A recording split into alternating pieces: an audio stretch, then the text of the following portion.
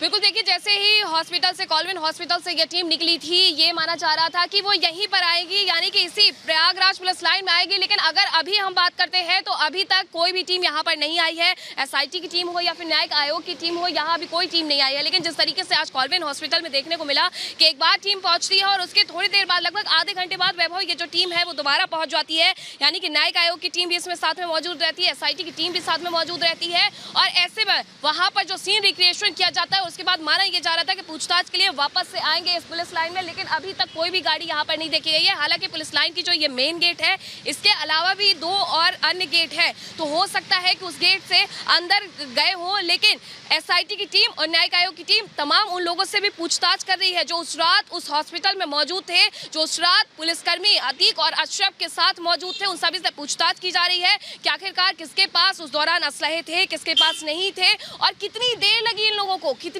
इन लोगों को उन हमलावरों को काबू में करने में, और किस तरीके से उनकी पोजीशन थी, किस तरीके से वो खड़े हुए थे। अतीक अशरफ जब एंट्री लेते हैं तो उसके साथ साथ क्या और भी लोग कोई फॉलो कर रहा था, ये तमाम ऐसी चीजें हैं जो कि अब जांच का विषय है।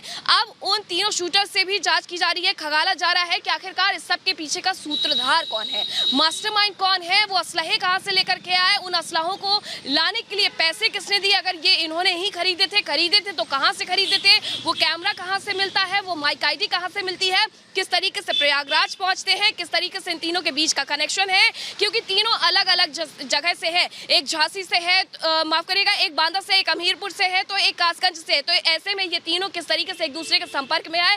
हालांकि वैभव, अभी तक जानकारी ये आ रही है कि ये एक व्हाट्सएप ग्रुप पर भी जुड़े हुए थे, यहाँ से ये एक दूसरे के संपर्क में आते हैं। इसके अलावा कई गैंग का नाम भी सामने आ रहा है। कभी ये बोलते हैं कि लॉरेंस बिश्नोई गैंग से ये बिल्कुल मीनाक्षी, अहम जानकारी आप दे रहे, तमाम मेरे सोगी ग्राउंड जीरो से हर खबर आप तक पहुंचा रहे हैं। इस बीच बड़ी खबर है, अतीक के टॉर्चर रूम को लेकर एक बड़ा खुलासा हुआ है। जी हां, वो जगह जहां पर अतीक तमाम लोगों को टॉर्चर किया करता था, उसे लेकर बड़ा खुलासा है। और आपको बता दें कि मसूद के पिता को यहां पर टॉर्चर किया गया था और टॉर्चर के बाद मसूद के पिता की यहां मौत हो गई थी। मसूद का दावा है कि अतीक ने ही इतना टॉर्चर किया उनके पिता को कि उनकी मौत हो गई।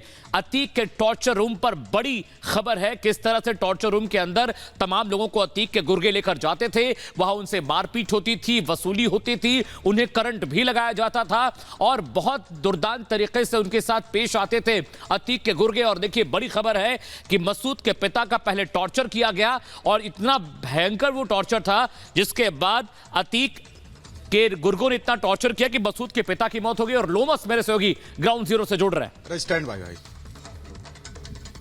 लोमस के पास चलेंगे। लोमस, टॉर्चर रूम पर आप मौजूद हैं, किस तरह की जानकारी यहां पर मिली है, किस तरीके से टॉर्चर किया जाता था, प्रताड़ित किया जाता था, बताइए।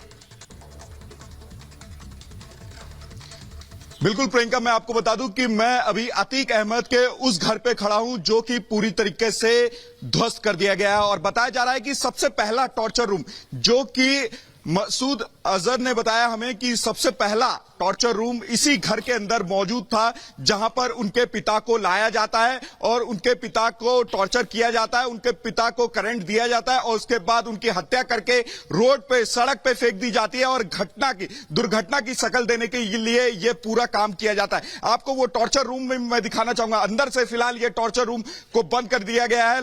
यहां पे बताया जा रहा है कि इसी के अंदर सबसे पहला टॉर्चर रूम, अतीक अहमद का सबसे पहला टॉर्चर रूम, देखिए हम खोलने की भी कोशिश करेंगे।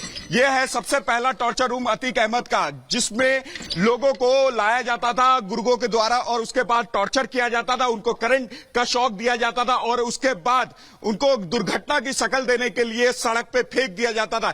ऐसे ही एक पीड़ित के साथ भी किया गया, पीड़ित के पिता के साथ भी किया गया। जब यहां पर अतीक अहमद के गुर्गे उसके पिता को उठा के लेकर आते, पूरा मामला 2004 का है और उठा करके बिल्कुल पूरी रिपोर्ट हम यहां पे सुनाते हैं आपको। हमने मसूद अहमद से खुद बात की है, उनके पिता के साथ क्या क्या दुर्घटना घटी है, पूरी रिपोर्ट हम सुनाते हैं। ये मसूद अहमद जी हैं, जो कि अपने पिता की हत्या की कहानी रिपब्लिक भारत से साझा कर रहे हैं। हालांकि उनके पिता की हत्या को केवल एक एक्सीडेंट उस समय बतलाया गया था। ये 2004 का पूरा मामला है और हमारे साथ खुद मसूद अहमद जी बात करने के लिए मौजूद हैं। मसूद जी, क्या हुआ था आपके पिता के साथ, क्या पूरी घटना थी? मेरे पापा भाजपा के बड़े वरिष्ठ नेता थे, हज कमेटी के मेंबर थे और ये जो राशन गल्ला होता है कंट्रोल, इसके भी कुछ सदस्य थे। और मेरे फादर का जो है 2004 में डॉक्टर मुरली मनोहर जोशी का जन्मदिन था। उस जन्मदिन में वो निकले, इखलाक मौलाना थे नई बाजार चौकरमा के, और उनके साथ 2 मौलाना और थे। उन तीनों के साथ वो निकले इलाहाबाद डॉक्टर मुरली मनोहर जोशी की बर्थडे में, उनके निवास पे गए, उनके बर्थडे में उन्होंने सेलिब्रेट किया, उनके बर्थडे मनाए। उसके बाद वो नकास कोना गए। नकास कोने से इखलाक जो मौलाना था उसने मुखबिरी कर दी।